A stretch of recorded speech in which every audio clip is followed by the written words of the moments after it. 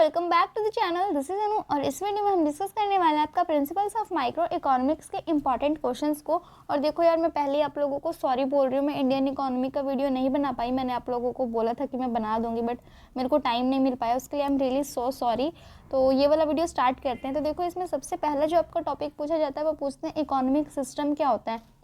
तो देखो यार, इकोनॉमी आप लोगों को पता होता है कि हमारी जो कंट्री होती है, एक पर्टिकुलर जो आपका जियोग्राफिकल एरिया होता है उसको हम लोग इकोनॉमी बोलते हैं। और इकोनॉमी में बहुत सारी प्रॉब्लम्स चल रही होती हैं, गुड्स को लेके, सर्विसेज को लेके, आपका ट्रांसपोर्टेशन को, ट्रेडिंग को, ठीक है। बहुत सारी डिफरेंट टाइप की प्रॉब्लम्स होती है एक इकोनॉमी में, ठीक है। तो एक इकोनॉमी में जब गुड्स और सर्विसेज की जो प्रॉब्लम होती है उनको सॉल्व करने के लिए जब देखो डिस्ट्रीब्यूशन किया जाता है ना गुड्स और सर्विसेज का, लोगों तक प्रॉपर गुड्स और सर्विसेज पहुंचाई जा रही होती हैं, जो डिमांड और सप्लाई है उनको पूरा किया जा रहा होता है, ठीक है। तो उसको हम बोलते हैं इकोनॉमिक सिस्टम, जहाँ पे आप इकोनॉमी की प्रॉब्लम्स को सॉल्व कर रहे हो बाय गुड्स का और सर्विसेज का डिस्ट्रीब्यूशन करके, ठीक है। तो वो होता है आपका इकोनॉमिक सिस्टम। अब एक इकोनॉमिक सिस्टम में क्या क्या प्रॉब्लम्स होती हैं, ठीक है। तो देखो, सबसे फर्स्ट है आपका व्हाट टू प्रोड्यूस। देखो, एक इकोनॉमी में सबसे ज़्यादा प्रॉब्लम तो यही आती है कि पहले पता करना होता है लोगों को कि मतलब लोगों को हमारी इकोनॉमी में जो सोसाइटी है उनको क्या चाहिए, कौन से गुड्स चाहिए, कौन सी सर्विसेज चाहिए, ठीक है। क्या प्रोड्यूस करना है, क्या नहीं प्रोड्यूस करना है, ये सबसे बड़ी प्रॉब्लम होती है, जहाँ पे आपको पहले से पता करना पड़ता है, डिसाइड करना पड़ता है कि हमें क्या प्रोड्यूस करना है, ठीक है। What to produce. फिर नेक्स्ट आता है आपका हाउ टू प्रोड्यूस। अब एक बार आपने जब डिसाइड कर लिया कि आपको क्या प्रोड्यूस करना है, फिर आपके पास नेक्स्ट प्रॉब्लम आ जाती है कि आपको डिसाइड करना पड़ता है कि कैसे प्रोड्यूस करेंगे। हम इतना सारा प्रोडक्शन है वो कैसे करेंगे, कैसे कैसे सारी चीज़ों को मैनेज करेंगे, ठीक है। फिर उसके बाद आता है आपका फॉर होम टू प्रोड्यूस, ठीक है। जब डिसाइड कर लिया क्या प्रोड्यूस करना है, कैसे प्रोड्यूस करना है, उसके बाद फिर किसके लिए प्रोड्यूस करना है, ठीक है। क्योंकि यहाँ पे आपकी सोसाइटी में बहुत सारे लोग होते हैं, तो आपको किन लोगों को टारगेट करना है, किन के लिए क्या प्रोड्यूस करना है, यहाँ पे वो डिसाइड करना होता है कि आप किसके लिए प्रोड्यूस कर रहे हो सारी चीज़ें, ठीक है। फिर नेक्स्ट इसमें आपका आता है द प्रॉब्लम ऑफ ग्रोथ। इसमें देखो, आपको प्रोडक्शन के लिए पैसे चाहिए होते हैं, ठीक है। और पैसे आपको कहाँ से मिलेंगे, आपको अपनी कैपिटल बढ़ानी पड़ेगी, तब तो आपको ज़्यादा पैसे मिलेंगे और आप ज़्यादा प्रोडक्शन कर सकते हो ना। और कैपिटल बढ़ाने के दो तरीके हो सकते हैं, या तो आप सेविंग कर सकते हो या तो अपना कंजम्पशन एक्सपेंडिचर को कम कर सकते हो, ठीक है। तो यहाँ पे ये प्रॉब्लम आती है कि आपको अपना सेविंग्स अच्छे से करनी पड़ती हैं और आपका जो कंजम्पशन एक्सपेंडिचर है उसको ज़्यादा से ज़्यादा करके कम करना होता है, ताकि आपकी जो कैपिटल है वो इंक्रीज़ हो सके और आपका प्रोडक्शन इंक्रीज़ हो, आपकी इनकम इंक्रीज़ हो, ठीक है। तो ये प्रॉब्लम होती है। तो ये आपकी चारों प्रॉब्लम्स हैं जो कि आती हैं आपकी एक इकोनॉमी में, ठीक है। और इसके बाद फिर पूछा जाता है कि आपकी जो इकोनॉमी है उसमें प्रोडक्शन के क्या क्या फैक्टर्स होते हैं, ठीक है। फैक्टर्स ऑफ प्रोडक्शन, ठीक है। तो फैक्टर ऑफ प्रोडक्शन में देखो आपको चार होते हैं, ठीक है। एक लैंड, लेबर, कैपिटल और एंटरप्रेन्योरशिप, ये चारों आपके प्रोडक्शन के फैक्टर्स होते हैं। सबसे पहले आपको प्रोडक्शन के लिए लैंड चाहिए होती है। और लैंड का मतलब ये नहीं कि सिर्फ आपको मतलब एक पर्टिकुलर एरिया चाहिए फैक्ट्री लगाने के लिए, हाउसेस के लिए, रोड के लिए, ठीक है, वो सारी चीज़ें नहीं। यहाँ पे मतलब पूरा प्रॉपर आपको लैंड चाहिए। देखो, आपका वाटर आपके आसपास होना चाहिए, तब आप उसको यूज़ कर सकते हो। आपका क्लाइमेट उस नेचर का होना चाहिए जो आपके लिए सुटेबल हो, सनशाइन होनी चाहिए, देखिए, मिनरल्स होने चाहिए आपके पास अलग अलग टाइप के, लैंड्स में ये सारी चीज़ें इंक्लूडेड है, ठीक है। सॉइल होनी चाहिए, ये सारी चीज़ें। जस्ट यहाँ पे आपको एक पीस ऑफ लैंड की बात नहीं कर रहा है कि आपको एक जगह मिल गई वहाँ पे आपने फैक्ट्री बना ली, ठीक है। उसके अलावा ये सारी चीज़ें आपके पास होनी चाहिए, ठीक है। सेकंड आता है आपका लेबर। लेबर आपको पता ही है कि आपको लेबर चाहिए, अगर आपको कोई भी काम करवाना है तो वहाँ पे आपको स्टाफ की नीड होती है, एम्प्लॉयज़ की नीड होती है, ठीक है। तो लेबर चाहिए आपको यहाँ पे। फिर नेक्स्ट आता है आपका कैपिटल। अब देखो, प्रोडक्शन करना है तो जाहिर सी बात है आपके पास पैसे होने चाहिए, कैपिटल आपके पास होने चाहिए, ठीक है। तो आपके पास कैपिटल होगी तभी तो आप उसको इन्वेस्ट करोगे, तब आप उससे प्रोडक्शन करोगे, ठीक है। तो कैपिटल चाहिए होती है आपको। उसके बाद आपको एंटरप्रेन्योर्स, क्योंकि देखो आपका जो लैंड है, लेबर है और कैपिटल है, ये सारी नॉन लिविंग थिंग्स है, खुद से तो ये काम नहीं कर सकती ना। अगर आपके पास सपोज करो बहुत सारी लैंड भी है, ठीक है, आपके पास लेबर्स भी हैं, कैपिटल भी है, लेकिन अगर आपके पास एंटरप्रेन्योर नहीं है तो आप कैसे काम करोगे। उन सारी चीज़ों को ऑर्गेनाइज करने के लिए, उन सारी चीज़ों को प्रॉपरली यूटिलाइज करने के लिए आपको एंटरप्रेन्योर्स की नीड होती है, ठीक है। तो ये भी फैक्टर्स ऑफ प्रोडक्शन में आता है। फिर नेक्स्ट आपका टॉपिक आता है डिमांड। डिमांड में से देखो क्वेश्चन बनता है, और डिमांड देखो होती क्या है, किसी भी इकोनॉमी में एक पर्टिकुलर गुड या सर्विस के लिए लोगों को कितनी डिमांड है, उसके लोग उसको कितना खरीदना चाह रहे हैं, ठीक है, वो उसको हम डिमांड बोलते हैं। और डिमांड के क्या क्या डिटर्मिनेंट्स होते हैं, ठीक है, क्या क्या चीज़ें अफेक्ट करती है डिमांड को, वो देखो। सबसे फर्स्ट है आपका determinants of demand for a consumer, एक कंज्यूमर के पॉइंट ऑफ व्यू से डिमांड के क्या डिटर्मिनेंट्स होते हैं, ठीक है। तो सबसे फर्स्ट है आपका प्राइस ऑफ द कमोडिटी। अगर किसी कंज्यूमर को कोई चीज़ परचेज करनी है, किसी चीज़ की वो डिमांड तब करेगा ना जब उसके पास उतने पैसे होंगे, ठीक है।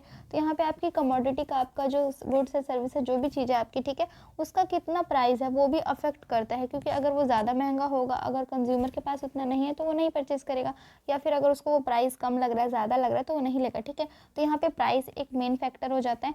नेक्स्ट आता है आपका size of the consumers income. अब यहाँ पे देखो कंज्यूमर की इनकम कितनी है उस पर भी डिपेंड करता है कि वो आपका मतलब प्रोडक्ट के लिए डिमांड करता है कि नहीं, ठीक है, उसको प्रोडक्ट लेगा, वो परचेज करेगा कि नहीं, क्योंकि अगर उसकी इनकम सफिशिएंट नहीं है प्रोडक्ट्स को परचेज करने के लिए, आपकी कमोडिटी को लेने के लिए, ठीक है, तो वहाँ पे वो डिमांड उसकी प्रोडक्ट की कम हो जाएगी।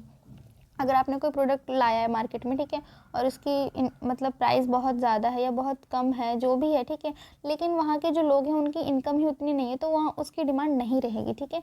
वैसे आता है आपका third, price of the other commodity. Other commodity में देखो, आपने जो आपकी जो कमोडिटी है उससे मिलती जुलती बहुत सारी कमोडिटीज़ होती हैं ऑलरेडी मार्केट में, तो उनका प्राइस कितना है ये भी डिपेंड करता है डिमांड में, क्योंकि अगर उनका प्राइस कम है तो वो आपकी कमोडिटी को नहीं परचेज करने वाले, ठीक है।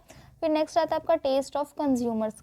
कंज्यूमर का टेस्ट कैसा है ये भी डिपेंड करता है, हर इंसान का अपना अलग अलग टेस्ट होता है, ठीक है, किसी को कोई चीज़ पसंद है, किसी को कोई चीज़ नहीं पसंद है, तो ये भी डिमांड को अफेक्ट करता है। फिर आपका determinants of demand for a market. अगर ये तो देखो आपका कंज्यूमर के लिए था कि अगर एक कंज्यूमर कोई चीज़ परचेज करना चाह रहा है तो फिर डिमांड के क्या डिटर्मिनेंट्स होते हैं। अब ये पूछ रहा है कि अगर कोई मार्केट है, ठीक है, वहाँ पर अगर डिमांड कुछ परचेज करना चाह रहे हैं तो वहाँ पे डिमांड की क्या डिटर्मिनेंट्स होते हैं। तो सबसे फर्स्ट है आपका size of the population. Population का साइज़ कितना है, क्योंकि देखो अगर पॉपुलेशन बहुत ज़्यादा होगी तो जाहिर सी बात है वहाँ पे डिमांड भी बहुत ज़्यादा होगी, लेकिन अगर पॉपुलेशन कम है तो डिमांड भी कम होगी, तो पॉपुलेशन भी मैटर करती है, ठीक है। नेक्स्ट है आपका इनकम डिस्ट्रीब्यूशन। इनकम डिस्ट्रीब्यूशन मतलब देखो आपका इकोनॉमी में इनकम किस तरीके से डिस्ट्रीब्यूट हुआ है, ठीक है, मतलब कितने लोग आपकी लोअर कैटेगरी में आते हैं, कितने आपके मिडिल क्लास में आते हैं, कितने आपके रिच कैटेगरी में आते हैं, ठीक है, तो इनकम किस तरीके से डिस्ट्रीब्यूट हुई है, ठीक है। और देखो जो आपका सबसे लोएस्ट में आता है उन लोगों की डिमांड वैसे ही कम होती है क्योंकि उनके पास उतना सफिशिएंट मनी नहीं होता है, ठीक है, परचेज करने के लिए। फिर आपके जो सबसे जो रिच कैटेगरी वाले लोग होते हैं 60% डिमांड देखो वही लोग उन्हीं के हाथ में होती है, क्योंकि जिनके पास देखो ज़्यादा पैसा, जाहिर सी बात है वो ज़्यादा प्रोडक्ट्स लेंगे, उनकी डिमांड ज़्यादा रहती है, ठीक है। तो डिमांड को ये भी कंट्रोल करता है कि आपका किस एरिया में इनकम डिस्ट्रीब्यूशन किस हिसाब से हुआ है। नेक्स्ट क्वेश्चन आपका पूछते हैं कि लॉ ऑफ डिमांड क्या होता है। देखो लॉ ऑफ डिमांड का मतलब होता है जहाँ पे आपका इन्वर्स रिलेशन होता है प्राइस का और डिमांड का, ठीक है, किसी एक कमोडिटी के प्राइस और डिमांड के बीच में जो इन्वर्स रिलेशनशिप होता है उसको हम लॉ ऑफ डिमांड बोलते हैं। और देखो प्राइस और कमोडिटी की डिमांड के अलावा बाकी सारी चीज़ें सेम रहती हैं, ठीक है, मतलब देखो अगर किसी चीज़ का प्राइस कम हो रहा है तो उसकी डिमांड बढ़ जाती है, ठीक है, और अगर किसी चीज़ का प्राइस ज़्यादा बढ़ रहा है, ठीक है, इंक्रीज़ हो रहा है, तो वहाँ पे डिमांड कम हो जाती है। तो इन दोनों के बीच का जो इन्वर्स रिलेशन है उसी को हम बोलते हैं लॉ ऑफ डिमांड। और देखो ये आपका डिमांड कर्व ऐसा बनता है, आपका एक्स एक्सिस पे आप क्वांटिटी लेते हो और वाई एक्सिस पे आप प्राइस लेते हो, ठीक है, और फिर वहाँ पे पुट करते जाते हो। जैसे जैसे आपका देखो प्राइस बढ़ेगा ना वैसे वैसे डिमांड आपका डिक्रीज होएगा, और अगर जैसे जैसे आपका प्राइस कम हो रहा है तो वैसे वैसे आपकी डिमांड इंक्रीज होती है। ये आपका डिमांड कर्व होता है। अगर आएगा लॉ ऑफ डिमांड का क्वेश्चन तो साथ में डिमांड कर्व भी बना के आना। और देखो सप्लाई कर्व जस्ट इसका अपोजिट होता है, ठीक है। नेक्स्ट क्वेश्चन आता है आपका elasticity of demand. Elasticity of demand क्या होता है वो देखो जब आपने अभी पढ़ा कि अगर प्राइस किसी कमोडिटी का इंक्रीज हो रहा है तो डिमांड कम होएगी, और अगर प्राइस आपका डिक्रीज हो रहा है तो डिमांड बढ़ेगी। तो ये तो बस इतना बता रहा है ना कि हाँ ये चीज़ होने से ये चीज़ होगी आपकी, ठीक है, लेकिन वो ये नहीं बता पा रहा है कि आपको कितना % डिमांड कम होएगा या कितना % डिमांड इंक्रीज हो जाएगा। इलास्टिसिटी ऑफ डिमांड आपको क्लियर बताता है, परसेंटेज में बताता है कि हाँ अगर आपके जो भी फैक्टर्स हैं जो कि डिमांड को अफेक्ट करते हैं उनके चेंज होने से डिमांड कितनी चेंज हो रही है, डिमांड कितनी % आपकी बढ़ रही है, कितनी % कम हो रही है, वो जो बताता है उसको हम बोलते हैं इलास्टिसिटी ऑफ डिमांड, ठीक है। इसमें देखो आपके 3 टाइप्स होते हैं। सबसे फर्स्ट आपका प्राइस इलास्टिसिटी ऑफ डिमांड। इसका मतलब होता है कि किसी भी कमोडिटी के प्राइस में चेंज होने की वजह से उसके डिमांड में कितना चेंज आ रहा है, ठीक है, उसको हम बोलते हैं price elasticity of demand. Next है आपका इनकम इलास्टिसिटी ऑफ डिमांड।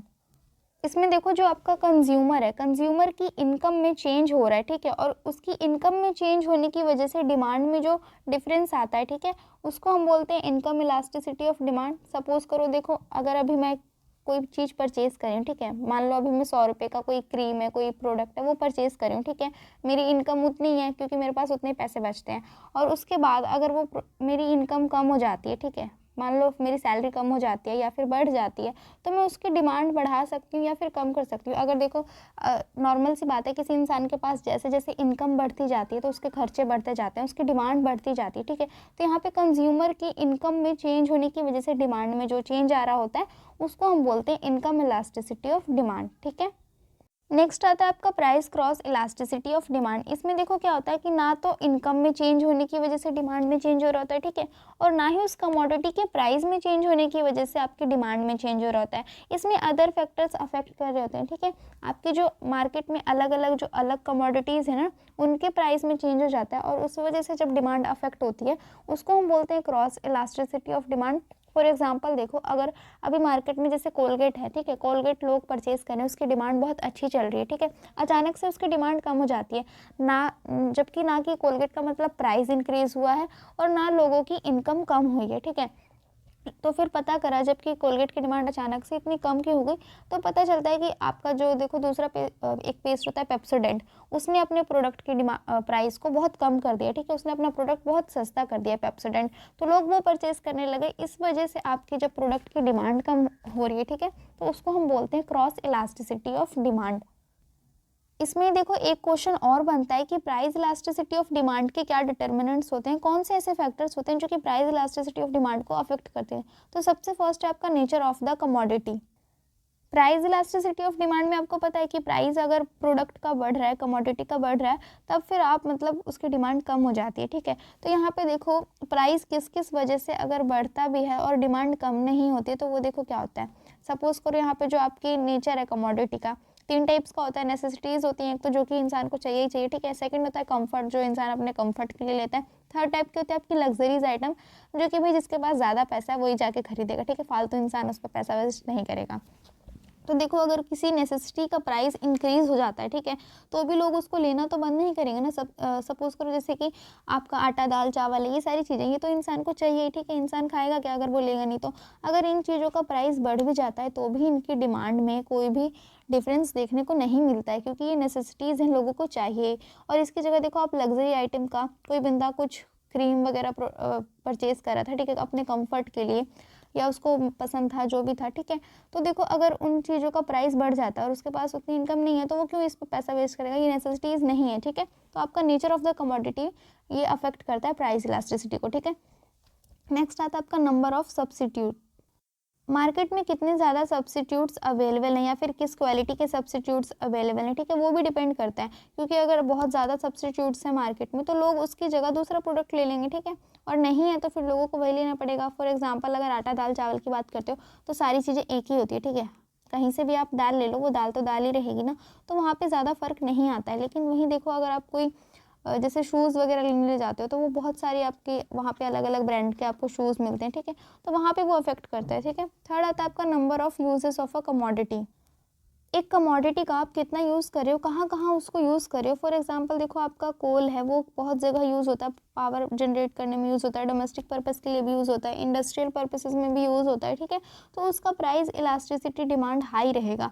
और उसके अलावा देखो जैसे कोई और प्रोडक्ट है, जैसे कि आपका बटर हो गई, ब्रेड हो गई, ये सारी चीज़ें देखो जल्दी ख़राब भी हो जाती हैं और इनका यूज़ आप ज़्यादा नहीं कर सकते हो, ठीक है, नॉर्मली खाने के लिए यूज़ करते हैं, ठीक है, तो यहाँ पे आपका प्राइस इलास्टिसिटी डिमांड लो रहता है, ठीक है। फिर नेक्स्ट आता है आपका price level of a commodity. इसमें कमोडिटी का प्राइस क्या है वो भी उस पर भी डिपेंड करता है आपका price elasticity of demand. For example देखो अगर आप एक माचिस की डब्बी लेने जाते हो तो वो कितने की मिलती है आपको, 1 रुपये की, 2 रुपये की मिल जाती है, ठीक है, तो उसका प्राइस कम है तो उसका प्राइस इलास्टिसिटी ऑफ डिमांड भी कम रहेगा, ठीक है।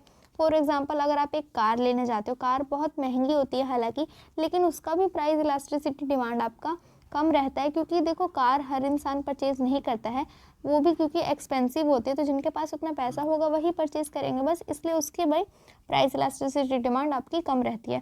और उसी के अलावा देखो कोई मीडियम रेंज के जो आपकी कमोडिटीज़ होती है, ठीक है, मीडियम प्राइस वाली, उनका डिमांड हाई रहता है, ठीक है, उनका price elasticity of demand high रहता है। फॉर एग्जांपल आप घर में जैसे कि फ़ैन वगैरह यूज़ करते हो, ठीक है, तो फ़ैन तो सबको ही घर में चाहिए, सबको ही घर में लगती है, ठीक है, तो वो लोग ज़्यादा परचेज़ करेंगे, उसकी डिमांड ज़्यादा रहती है, तो वहाँ पे उसकी डिमांड हाई होएगी, ठीक है, तो ये भी अफेक्ट करता है। ये आपके चारों डिटर्मिनेंट्स हैं जो कि प्राइस इलास्टिसिटी ऑफ डिमांड को अफेक्ट करते हैं, ठीक है। नेक्स्ट टॉपिक आता है आपका सप्लाई। सप्लाई से भी मोस्टली क्वेश्चन पूछा जाता है। देखो सप्लाई क्या होती है, किसी भी कमोडिटी की आप मार्केट में कितनी सप्लाई कर रहे हो, कितना उसको मार्केट में पहुंचा रहे हो लोगों तक, ठीक है, उसको सप्लाई बोलते हैं, पता ही आपको। और सप्लाई के कौन कौन से डिटर्मिनेंट्स होते हैं, ठीक है, तो सबसे फर्स्ट है आपका price of the commodity supplied. देखो अगर प्राइस हाई रहता है किसी भी कमोडिटी का, तो देखो उसको प्रोड्यूस भी ज़्यादा करती है कंपनी, ठीक है, और उसकी सप्लाई भी बढ़ा देती है, क्योंकि देखो प्राइस हाई है उस कमोडिटी का, तो उससे प्रॉफिट ज़्यादा मिलता है उनको, ठीक है। फिर सेकंड आता है आपका price of other goods. Other goods का प्राइस कितना है, आपके जो अदर गुड्स हैं अगर उनका प्राइस बढ़ रहा है, तो देखो जो आपका सप्लायर होता है वो सोचता है कि मैं वो दूसरे गुड्स प्रोड्यूस करूँ, उससे मुझको ज़्यादा प्रॉफिट होएगा, क्योंकि कोई भी इंसान वही गुड्स सप्लाई करना चाहता है जिनसे उनको ज़्यादा प्रॉफिट होता है, ठीक है। फॉर एग्जांपल देखो अगर कोई कंपनी है, ठीक है, वो अभी टेलीविज़न बेच रही है, ठीक है, टेलीविज़न में उनको अच्छा प्रॉफिट हो रहा है, ठीक है, लेकिन अचानक से देखो वो देखते हैं कि मार्केट में एसी, जो एसी होते हैं, ठीक है, उनका प्राइस हाई चल रहा है, ठीक है, तो वो सोचता है कि मैं एसी बनाना स्टार्ट कर देता हूँ, एसी का प्रोडक्शन स्टार्ट कर देता हूँ, वहाँ से मेरे को ज़्यादा प्रॉफिट होएगा, ठीक है। तो जिस चीज़ का प्राइस हाई चल रहा होता है उसकी डिमांड उसकी सप्लाई बढ़ा दी जाती है, ठीक है। फिर नेक्स्ट आता है आपका the price of factors of production और कॉस्ट ऑफ प्रोडक्शन। देखो अगर आपकी कमोडिटी के प्रोडक्शन में आपकी कॉस्ट बहुत ज़्यादा लग रही है, ठीक है, उसके प्रोडक्शन कॉस्ट जो है आपको बहुत ज़्यादा लग रही है, ठीक है, तो वहाँ पे आप डिस्करेज हो जाते हो उस प्रोडक्ट को सप्लाई करने के लिए, क्योंकि अगर आपको वहाँ पे प्रॉफिट नहीं मिल रहा है तो आप नहीं चाहोगे उस कमोडिटी को सप्लाई करना, आप उसकी सप्लाई रोक देते हो, ठीक है। सेम वैसे ही अगर आपका कॉस्ट ऑफ प्रोडक्शन बहुत लो है, ठीक है, आपको बहुत ज़्यादा प्रॉफिट हो रहा है उससे, आपका कॉस्ट आपकी कम आ रही है, आपको उसको महंगे दाम में आप बेच रहे हो, ठीक है, वहाँ से आपको प्रॉफिट मिल रहा है, तो आप वहाँ पर उसकी सप्लाई बढ़ा देते हो, ठीक है, तो ये भी अफेक्ट करता है। Technical knowledge. टेक्निकल नॉलेज में देखो आपके पास कितनी नॉलेज है टेक्नोलॉजी की, ठीक है, अगर आपके पास बहुत ज़्यादा नॉलेज रहती है टेक्नोलॉजी की, तो देखो आप प्रोडक्शन में उसको यूज़ कर सकते हो डिफरेंट मेथड्स को, और वहाँ से आपकी देखो जो कॉस्ट ऑफ प्रोडक्शन है वो बहुत कम हो जाती है, ठीक है, तो वहाँ पे आप अपनी सप्लाई इंक्रीज़ कर देते हो, ठीक है। नेक्स्ट आता है आपका गोल्स ऑफ द प्रोड्यूसर। जो प्रोड्यूसर है उसका क्या गोल है, ठीक है, वो भी अफेक्ट करता है आपका सप्लाई, क्योंकि देखो अगर आपका जो प्रोड्यूसर है गुड्स का, ठीक है, वो चाहता है कि वो ज़्यादा से ज़्यादा प्रॉफिट कमाए, ठीक है, तो वो वही गुड्स प्रोड्यूस करेगा जिनसे उनको ज़्यादा प्रॉफिट मिलता है, ठीक है। लेकिन अगर कोई और प्रोड्यूसर है वो चाहता है कि मतलब वो लॉन्ग टाइम पे मार्केट में कंटिन्यू रहे, ठीक है, उसके प्रोडक्ट्स लोग लें, उसकी सेल्स वो बढ़ाना चाहता है, ठीक है, तो गुड्स का जो प्रोडक्शन है वो ज़्यादा कर देगा, ठीक है, उनकी सप्लाई बढ़ा देगा, ठीक है, ताकि उनका जो मार्केट है वो कंटिन्यू रहे, ठीक है, डिस्टर्ब ना हो। तो यहाँ पे देखो प्रोड्यूसर का गोल भी अफेक्ट करता है सप्लाई को, कि प्रोड्यूसर क्या सोच रहा है, उसके दिमाग में क्या चल रहा है, ठीक है। फिर नेक्स्ट आता है आपका अदर फैक्टर्स। अदर फैक्टर्स में देखो बहुत सारी चीज़ें और अफेक्ट करती हैं सप्लाई को, जैसे कुछ गवर्नमेंट पॉलिसीज़ हो गई, इनइक्वालिटीज़ ऑफ इनकम हो गई, ठीक है, डिमांड ऑफ पर्टिकुलर आइटम्स हो गई, किसी पर्टिकुलर आइटम की अगर डिमांड ज़्यादा है तो लोग उसकी सप्लाई फिर बढ़ा देते हैं, ठीक है। गवर्नमेंट पॉलिसी में अगर कोई चेंज आता है तो उसकी वजह से भी आपका जो सप्लाई है वो इंक्रीज़ डिक्रीज़ होता रहता है, ठीक है, तो ये सारी चीज़ें भी अफेक्ट करती हैं आपके सप्लाई को, ठीक है।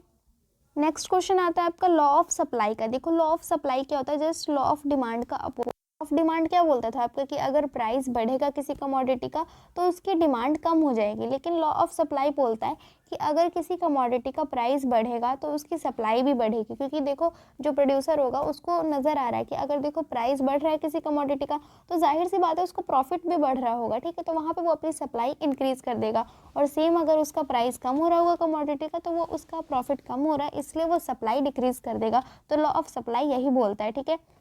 लॉ ऑफ सप्लाई के क्या एक्सेप्शंस होते हैं वो देखो। Non maximization of profits. कभी कभी देखो क्या होता है ना कि जब कंपनी अपना अपना गोल अचीव नहीं कर पाती है, ठीक है, उन्होंने जितना प्रॉफिट सोचा होता है उतना वो लोग नहीं जनरेट कर पाते हैं, तो वो उसके अलावा फिर मतलब वो अपनी सप्लाई इंक्रीज़ कर देते हैं ताकि वो मतलब कवर अप कर सके, ठीक है, अपना प्रॉफिट जनरेट कर सकें। तो ये भी एक एक्सेप्शन है, ज़रूरी नहीं है कि अगर प्राइस इंक्रीज़ हो रहा है तभी आप सप्लाई इंक्रीज़ कर रहे हो, ठीक है, कुछ अदर फैक्टर्स भी होते हैं तो उसकी वजह से भी सप्लाई कई बार इंक्रीज़ कर दी जाती है, ठीक है।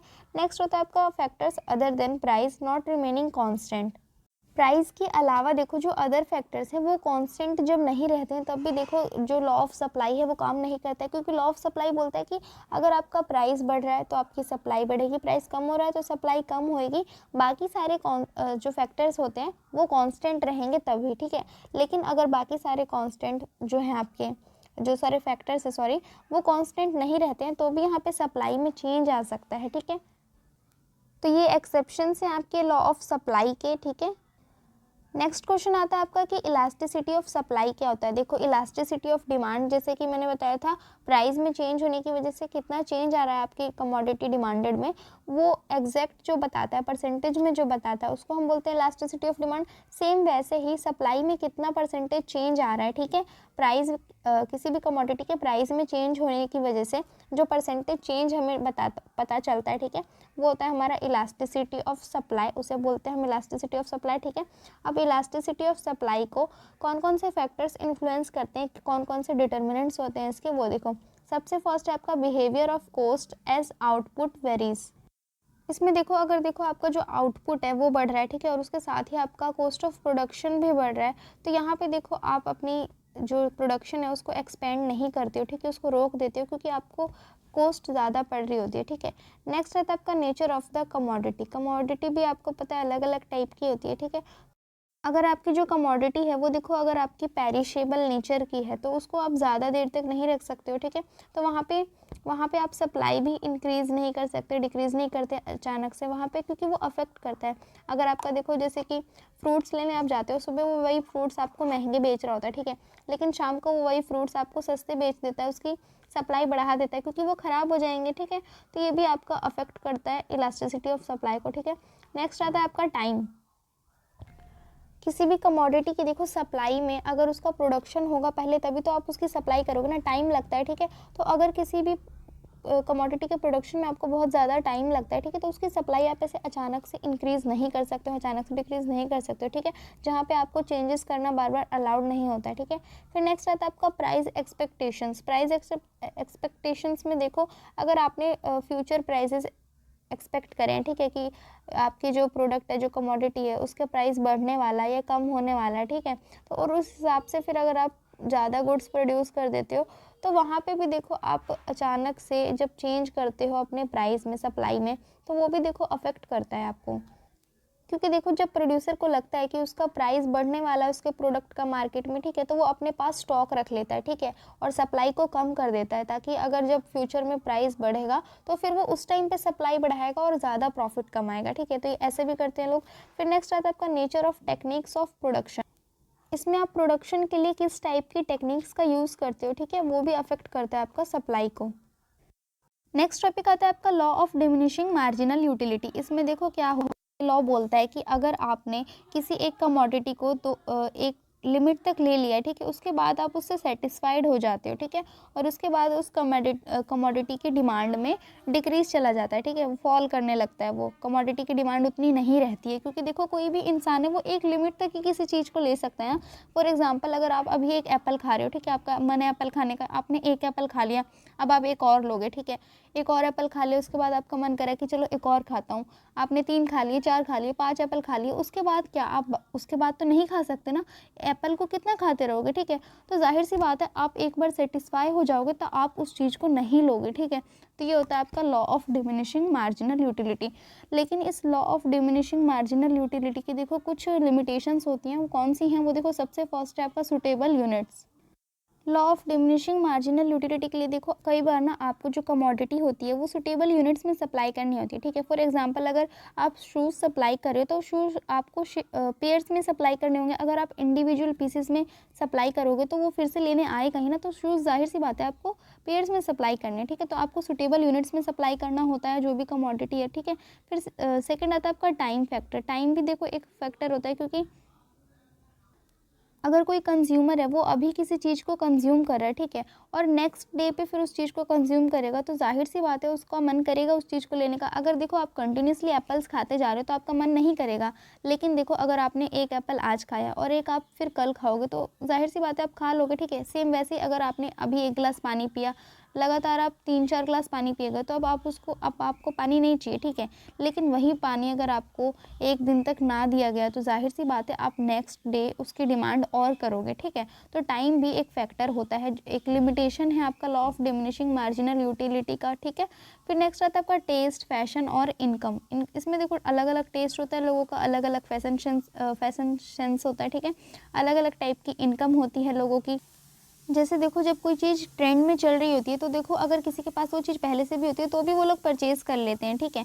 सेम वैसे ही अगर किसी की इनकम बढ़ जाती है तो कई बार वो लोग क्या करते हैं, उस कमोडिटी को छोड़ के किसी दूसरी कमोडिटी की तरफ जाते हैं जो कि ज़्यादा अच्छी हो, ज़्यादा बेटर हो, ज़्यादा अच्छी क्वालिटी में हो, ठीक है। तो ये भी एक फैक्टर होता है। नेक्स्ट आता है आपका anticipated availability of the commodity. इसमें देखो जब किसी कंज्यूमर को लगता है कि इस पर्टिकुलर कमोडिटी की, इस पर्टिकुलर प्रोडक्ट की आगे चल के जो सप्लाई है वो कम होने वाली है तो वो उसको ज़्यादा ही परचेज कर लेता है, ठीक है। तो यहाँ पे भी देखो जो आपका law of diminishing marginal utility है वो अप्लाई नहीं होता है, ठीक है। सेम वैसे नेक्स्ट आता है आपका capacity to enjoy a commodity. एक पर्सन किसी कमोडिटी को कितना इंजॉय कर सकता है, ठीक है, वो कितना उसको ले सकता है, कितना उससे वो खुश हो सकता है, उस पर वो उसका कंजम्पशन डिपेंड कर सकता है। अगर वो बहुत ज़्यादा इंजॉय कर सकता है उस कमोडिटी को तो वो बहुत ज़्यादा परचेज कर लेगा, ठीक है। अगर नहीं करता है तो कम करेगा, ठीक है। तो ये चीज़ें होती हैं यहाँ पे। फिर नेक्स्ट आता है आपका रेयर कलेक्शन। देखो कुछ कमोडिटीज़ होती है जैसे कि जो रेयर होती है, बहुत कम मिलती है, जैसे कोई पेंटिंग्स वगैरह हो गई या कुछ रेयर कॉइन्स हो गए, ठीक है। इस टाइप की चीज़ें कम मिलती हैं तो अगर लोग चाहें भी इसको ज़्यादा से ज़्यादा परचेज़ करना तो यहाँ पर वो नहीं ले सकते, ठीक है, क्योंकि उसकी सप्लाई आपकी कम रहती है। अगर कोई एक पेंटिंग है तो उसको एक ही बार बेच सकते हो ना, बार बार तो नहीं बेच सकते हो, ठीक है। तो यहाँ पे रेयर कलेक्शंस में भी आपका लॉ ऑफ जो डिमिनिशिंग मार्जिनल यूटिलिटी है वो अप्लाई नहीं होता है। नेक्स्ट आता है आपका change in the availability of related commodities. देखो एक ही कमोडिटी से मिलती जुलती बहुत सारी कमोडिटीज़ होती है मार्केट में, ठीक है। बहुत सारे प्रोडक्ट मिलते जुलते हैं जो कि सेम सेटिस्फेक्शन देते हैं। तो अगर किसी पर्सन को दूसरे प्रोडक्ट से सेम सेटिस्फेक्शन मिल रहा है तो वो उस कमोडिटी को नहीं परचेज़ करेगा, ठीक है। उसका जो मन करेगा वो ले सकता है, ठीक है। फिर नेक्स्ट आता है आपका position in relation to other person. Next आपका क्वेश्चन पूछते हैं कि law of equi marginal utility क्या होता है। तो इसका मतलब देखो ये होता है कि अगर किसी पर्सन के पास, किसी भी कंज्यूमर के पास पैसे हैं तो वो उन पैसों को अलग अलग कमोडिटीज़ को परचेज़ करने में स्पेंड करेगा, ठीक है। वो उन सारे पैसों से एक ही चीज़ नहीं परचेज़ करेगा, बहुत सारी डिफरेंट चीज़ें परचेज़ करेगा और जिससे उनको पूरा सेटिस्फेक्शन मिलता है, ठीक है। तो ये आपका law of equi marginal utility होता है। नेक्स्ट टॉपिक आता है आपका इंडिफरेंस कर्व। इंडिफरेंस कर्व देखो क्या होता है, एक ग्राफिकल रिप्रेजेंटेशन होता है कमोडिटीज़ के कॉम्बिनेशन का। मतलब अलग अलग कमोडिटीज़ के कॉम्बिनेशन को एक ग्राफ पे रिप्रेजेंट किया गया होता है और जिसको देख के हम लोग मतलब अंदाज़ा लगा सकते हैं, सोच सकते हैं कि हमें इन दोनों कमोडिटीज़ के कॉम्बिनेशन से कितना सेटिस्फेक्शन मिलेगा, प्रॉपर सेटिस्फेक्शन मिलेगा कि नहीं, सेम सेटिस्फेक्शन मिलेगा कि नहीं, ठीक है। तो वो होता है आपका इंडिफरेंस कर्व। अब नेक्स्ट टॉपिक आता है आपका परफेक्ट कंपटीशन। परफेक्ट कंपटीशन देखो क्या होता है। परफेक्ट कंपटीशन देखो मतलब वहाँ पे एक ऐसी मार्केट होती है जहाँ पे बहुत सारे बायर्स होते हैं, बहुत सारे सेलर्स होते हैं और वो एक सेम प्रोडक्ट परचेज कर रहे होते हैं, ठीक है। और वहाँ पे देखो जो प्राइस होता है वो कोई भी बायर है, कोई भी सेलर डिसाइड नहीं करता है, वहाँ पे प्राइस मार्केट डिसाइड करती है, क्योंकि वहाँ पे एक large number of buyers and sellers involve होते हैं और वो सेम प्रोडक्ट परचेज कर रहे होते हैं, प्रोडक्ट में कोई भी चेंज नहीं होता है, ठीक है। तो वो होता है आपका परफेक्ट कॉम्पिटिशन। नेक्स्ट आपका टॉपिक आता है मोनोपोली। मोनोपोली देखो क्या होता है, एक ऐसी मार्केट जहाँ पे किसी एक पर्टिकुलर प्रोडक्ट का सिर्फ एक ही सप्लायर हो, एक ही सेलर हो, ठीक है, सिर्फ वही प्रोड्यूस करता हो उन गुड्स को। और फिर देखो जब वही सप्लायर है सिर्फ वही प्रोड्यूस करता है उन गुड्स को तो वो खुद से ही प्राइस सेट करता है और उसके अलावा देखो उससे मिलता जुलता कोई भी प्रोडक्ट या गुड्स मार्केट में नहीं होते हैं, ठीक है। उसका एक सिंगल गुड्स रहते हैं और वो प्राइस खुद सेट करता है, उसके पास कोई कंपटीशन नहीं होता है मार्केट में, वो सिंगल सेलर होता है, ठीक है। तो उसको हम बोलते हैं मोनोपोली मार्केट। अब मोनोपोली मार्केट में देखो प्राइस डिस्क्रिमिनेशन क्या होता है। देखो जब एक मार्केट मोनोपोली रहती है वहाँ पे सिंगल सेलर रहता है, सिंगल प्रोड्यूसर रहता है, तो उसकी मर्जी है वो कितना भी प्राइस चार्ज कर सकता है उस एक कमोडिटी के लिए, क्योंकि उसके अलावा उसके कॉम्पिटिटर्स नहीं हैं, उसके अलावा कोई सब्सटीट्यूट कमोडिटी अवेलेबल नहीं है मार्केट में। तो यहाँ पे देखो वो लोग प्राइस डिस्क्रिमिनेशन करते हैं, अलग अलग लोगों से डिफरेंट प्राइजेस चार्ज कर लेते हैं सेम प्रोडक्ट के बदले, सेम क्वान्टिटी। किसी को देखो एक ही प्रोडक्ट उन्होंने 1000 रुपये में दे दिया, किसी को सेम प्रोडक्ट 2000 में भी बेच रहे हैं, ठीक है। तो इस तरीके से यहाँ पे वो प्राइस डिस्क्रिमिनेशन करते हैं मोनोपोली के अंदर। नेक्स्ट आपका टॉपिक आता है ओलिगोपोली।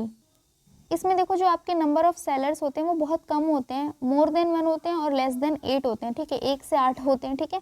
और यहाँ पे देखो हर सेलर इन्फ्लुएंस करता है मार्केट प्राइस को, क्वालिटी को, आउटपुट को बहुत स्ट्रांगली इन्फ्लुएंस करता है, ठीक है, तो उसको हम बोलते हैं ओलिगोपोली। नेक्स्ट क्वेश्चन आता है आपका कंज्यूमर सरप्लस। कंज्यूमर सरप्लस देखो क्या होता है, कोई भी कंज्यूमर पर्टिकुलर कमोडिटी के लिए एक्सेस जो प्राइस पेड करने को तैयार होता है, ठीक है, उस कमोडिटी का एक्चुअल प्राइस तो देखो मान लो कम होता है, ठीक है, लेकिन कंज्यूमर उससे भी ज़्यादा पे करने को जब रेडी होता है, ठीक है, तो वो जो एक्स्ट्रा प्राइस पे करने के लिए रेडी है उस कमोडिटी के लिए, ठीक है, उसको हम बोलते हैं कंज्यूमर सरप्लस, ठीक है। नेक्स्ट क्वेश्चन आपका पूछा जाता है कि क्वासी रेंट क्या होता है। देखो क्वासी रेंट वो मतलब वो होता है जो कि एक प्रोड्यूसर अर्न करता है, ठीक है, शॉर्ट पीरियड में, जब देखो उसका जो क्योंकि आपका देखो जो प्रोडक्शन ऑफ कॉस्ट है, जो आपका फैक्टर्स ऑफ प्रोडक्शन है वो लिमिटेड होते हैं, और अचानक से अगर डिमांड इंक्रीज़ हो जाती है और उसकी वजह से अगर कोई प्रोड्यूसर शॉर्ट टर्म में पैसा जनरेट कर लेता है, कोई भी प्रॉफिट कमाता है, तो उसको हम लोग बोलते हैं क्वासी रेंट, ठीक है। फिर नेक्स्ट आपका टॉपिक आता है वेजेस। वेजेस पे भी देखो शॉर्ट नोट ही आता है कि वेजेस क्या होते हैं। वेजेस आप लोगों को पता ही है कि जब आप काम करते हो और बदले में आपको रिम्यूनरेशन मिलता है, कुछ रिटर्न में मिलता है, ठीक है, लेबर्स को, उनको हम वेजेस बोलते हैं, ठीक है। वेजेस देखो आपके दो टाइप के कॉम्पिटिटिव वेजेस होते हैं और नॉन कॉम्पिटिटिव वेजेस होते हैं। तो कॉम्पिटिटिव वेजेस क्या होते हैं वो देखो, competitive wages refer to return to labor in a competitive labor market for its services. Such a market for labor normally does not exist. जब किसी लेबर ने काम करा है, ठीक है, कहीं पे भी किसी भी कॉम्पिटिटिव लेबर मार्केट में, ठीक है, तो उसकी सर्विसेज के बदले में उसको जो बदले में रिटर्न में मिलता है उसको हम लोग कॉम्पिटिटिव वेजेस बोलते हैं, ठीक है। और नॉन कॉम्पिटिटिव वेजेस में देखो क्या होता है, wages determine in a labour market in which competition is not existent either due to presence of a trade union and और कोल्यूजन अमंग एम्प्लॉयर्स। यहाँ पे देखो मतलब कि जब कोई लेबर जो भी काम करा मार्केट में, ठीक है, और मार्केट ऐसी है जहाँ पे कंपटीशन नहीं है, ठीक है, या तो देखो कोई भी लेबर जो है अलग अलग टाइप के होते हैं, वो अपना अलग अलग काम कर सकते हैं, ठीक है, तो वहाँ पे जब वो काम करते हैं और उसके बदले में उनको पैसा मिलता है तो वो नॉन कॉम्पिटिटिव वेजेस होता है, ठीक है। नेक्स्ट आपका टॉपिक आता है कि देखो गवर्नमेंट ने कभी कभी जो आप कमोडिटी का प्राइस सेट करते हैं जो सेलर्स, उन पे कुछ रिस्ट्रिक्शंस लगाती है, ठीक है, उनका प्राइस सेट करते टाइम गवर्नमेंट उन पे कुछ रिस्ट्रिक्शंस लगा देती है ताकि लोगों के साथ फ्रॉड ना हो, ठीक है। तो देखो उनमें 3 टाइप की होती हैं चीज़ें। सबसे फर्स्ट होता है आपका प्राइस सीलिंग। प्राइस सीलिंग में देखो क्या होता है, गवर्नमेंट एक फिक्स प्राइस सेट कर देती है कि आप इससे ज़्यादा कंज्यूमर से चार्ज नहीं कर सकते हो, ठीक है। कुछ एसेंशियल आइटम्स होती हैं, ठीक, जैसे कि आपकी मेडिसिन वगैरह हैं, तो वहाँ पे गवर्नमेंट एक फिक्स प्राइस सेट कर देती है कि आप इससे ज़्यादा चार्ज नहीं कर सकते कस्टमर से, तो उसको प्राइस सीलिंग बोलते हैं, ठीक है। फिर नेक्स्ट आता है आपका फ्लोर प्राइसिंग। फ्लोर प्राइसिंग देखो सेलर्स को बचाने के लिए होता है, सेलर्स के लिए होता है, क्योंकि देखो जैसे कि आपके हमारे यहाँ जो फार्मर्स होते हैं, ठीक है, वो जब अपना आटा दाल चावल जो भी बेच रहे होते हैं गवर्नमेंट को, ठीक है, या फिर मार्केट में, तो उनके इंटरेस्ट को बचाने के लिए फ्लोर प्राइसिंग की जाती है, जहाँ पे एक सेलिंग के लिए फ़िक्स प्राइस सेट किया जाता है कि इससे कम रेट पे जो भी मतलब सेलिंग प्राइस है वो नहीं रह सकता है, ठीक है। आपको सेलिंग प्राइस उससे ऊपर आप अपना प्रोडक्ट बेच सकते हो, आप मतलब 10 रुपये से कम में अपना सामान नहीं बेचोगे अगर गवर्नमेंट ने ऐसा कुछ सेट करते हैं, उसको बोलते हैं फ्लोर प्राइसिंग। फिर नेक्स्ट आता है आपका इम्पोजिशन टैक्सेस एंड सब्सिडीज़। इसमें देखो जैसे कि आपके जो हार्मफुल प्रोडक्ट्स होते हैं जैसे टबैको हो गया, आपके कोल्ड ड्रिंक हो गई, सॉरी कोल्ड ड्रिंक कह रही हूँ, अल्कोहल वगैरह हो गया, ये सारी चीज़ें देखो बहुत ही ज़्यादा बेकार होती हैं, ठीक है, तो गवर्नमेंट इन पे टैक्स ज़्यादा लगाती है ताकि लोग इनको कम से कम कंज्यूम करें, ठीक है, और जो सेलर हैं वो भी इनको कम बेचे, ठीक है, क्योंकि इस पे टैक्सेस ज़्यादा होते हैं। सेम वैसे ही सब्सिडीज़ भी गवर्नमेंट प्रोवाइड करती है काफ़ी चीज़ों पे ताकि उनका प्राइस कम कर दिया जाए और लोगों को उनसे हेल्प मिले, ठीक है। तो ये सारी टेक्निक्स होती हैं जो कि गवर्नमेंट यूज़ करती है प्राइस डिटर्मिनेशन में, ठीक है, ताकि लोगों के साथ फ्रॉड ना किया जाए, प्राइस उनसे एक्यूरेट लिया जाए। तो ये आपके सारे इंपॉर्टेंट टॉपिक्स हो गए हैं, ठीक है, जो भी मेरे को इंपॉर्टेंट लगा मैंने इस वीडियो में वो कवर कर दिया है, ठीक है, और ज़्यादा लंबा वीडियो मैंने नहीं बनाया क्योंकि मेरे पास इतना ज़्यादा टाइम अभी नहीं है, ठीक है, सॉरी डियर उसके लिए। और अगर इसके बाहर से कुछ आता है तो आप खुद से बना के लिखने की कोशिश करना, और वीडियो अच्छा लगा हो तो वीडियो को लाइक ज़रूर करना, चैनल पर फर्स्ट टाइम आए हो तो सब्सक्राइब करके जाना।